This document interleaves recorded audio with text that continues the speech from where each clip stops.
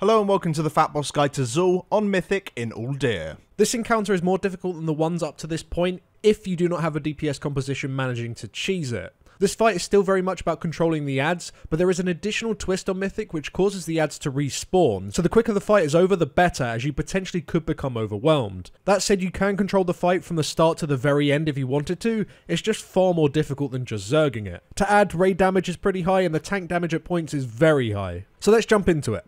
Now from the start of the fight you'll notice that one of the adds has a green plague-like effect around them. This is a 12-second debuff called Decaying Flesh. If a mob dies with this debuff, it will prevent them from respawning, and if a mob dies without this debuff, they'll respawn at full health moments later. When this debuff times out, or when the mob dies with it, it will simply jump to a new enemy. This, however, is a magical effect, so it can be dispelled, so you can deliberately dispel it until it finally jumps to the desired mob you wish to kill. So this fight is designed for you to constantly micromanage where the Decaying Flesh debuff is and kill the affected mob off, forcing it to go to a new mob and then simply repeating until everything is dead, at which point you can then begin to DPS the boss. This makes the fight extremely long and difficult. You don't want to do it. Fortunately, there is a cheese strategy that almost halves the amount of time it takes to kill the boss. How the strategy works is that you only ever kill the Crushers and the very first Blood Hexer. At that point, the next set of Blood Hexers are CC'd, and the goal is just to transition the boss into the last phase, where adds no longer spawn, before the second set of Hexers spawn. To have the damage to pull this off, you essentially should be using a ton of Rogues and Warlocks. We 3-tank the encounter, 1 tank to deal with the Crushers, 1 tank to deal with the boss for the last phase, and 1 tank for all of the Krogs. The Krogs throughout the fight are picked up by that single tank and are kited in circles around the boss and gradually killed off with passive AoE abilities so they never explode. The goal is not to kill them off if they have the debuff, you want the majority of them to respawn. We slow the adds so it's easier for the tank to kite, using either a Frost Mage or ideally a Fury Warrior, as their Roar doesn't deal damage to them. Now the reason you're keeping them alive for so long is that Rogues and Warlocks can use these Krogs throughout the fight to blast a ridiculous amount of damage into the boss, through the use of Shuriken Storms to generate combo points for the Rogues, and for Warlocks you've got the ID stacks if you're using that trait, or you'll be getting additional Agonies out to get some more UAs onto the boss. This strategy works so well that we encourage to even use undergeared ults to do this job. So, you're thinking, how many Rogues and Warlocks do I need? On our first kill we did kind of use 5 Rogues and 4 Warlocks, but in our more recent kills we use under half that amount and get through the fight just fine. You're just going to have to work it out yourselves for the most part, but just know the more Rogues and Warlocks you have, the better. Just for a note for the other DPS in the raid, whilst it might seem worth for you to also whore on the Krogs for that little bit more extra boss damage, just know that if any of the Krogs die and you end up having downtime where there are no Krogs up at all, it's not even remotely worth it. It's important to find a balance where the adds remain alive long enough for the Rogues and Warlocks to really pop off, but also making sure that the Krogs die before they explode at max energy. Generally speaking, the Rogues and Warlocks' passive damage should be enough to perform this task. So let's go back to the very start of the fight and show you how it all plays out. On the pool we lust and everything is dragged underneath the boss. When the Decaying Flesh applies to the Blood Hexer, we kill it off very quickly afterwards. When the Crusher is around 30% health, we dispel to put a full duration flesh on him and immediately swap to him. If he gains the debuff at a higher health level, it's worth to wait for him to gain the debuff again at a later point, as it's likely that you won't kill him within the 12 seconds. This means that a Crusher might be up for a while, so tanks be ready to move any of them out if they ever get close to 100% energy, as they will cast Thrumming Pulse. After this point you'll only have the Krogs and you can just plow damage into the boss.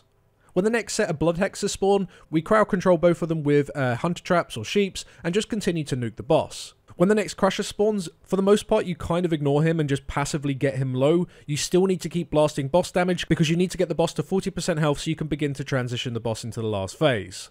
Now if you cannot get the damage to transition the boss that quickly, you'll have a second set of Hexers spawn. If you're extremely lucky, these Hexers will not spawn on top of the ones that you currently have crowd controlled, and as a result they won't cast and heal the boss. Now this isn't likely at all and you shouldn't rely on that whatsoever.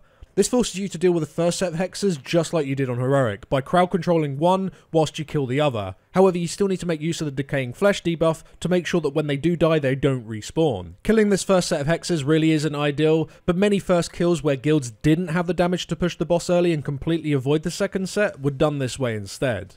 Aside from all of that, Phase 1 remains very much the same as Heroic. You want to continue to soak puddles. Note on Mythic, these also give you the dot from Phase 2. It's not really a big deal. We typically just make our healers and warlocks soak it just because they're less likely to die from the stack, but ultimately any class can do it.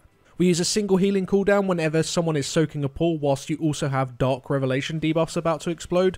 This allows you to kind of focus on healing the tanks and the soaker before the debuffs explode, whilst the cooldown just covers most of the explosion damage. Just like on Heroic, you'll also need to dispel the adds to remove them after the debuff times out. We use 2 priests for this job. Now let's move into phase 2. This is identical to Heroic, except you'll transition with a Crusher up. We make sure to get a fresh debuff on him as soon as possible and then kill him off immediately. From this point on, we make sure to stack the best we can as close to the boss and keep both hexes CC'd. Tanks in this last phase should expect to only swap on the boss 3 times.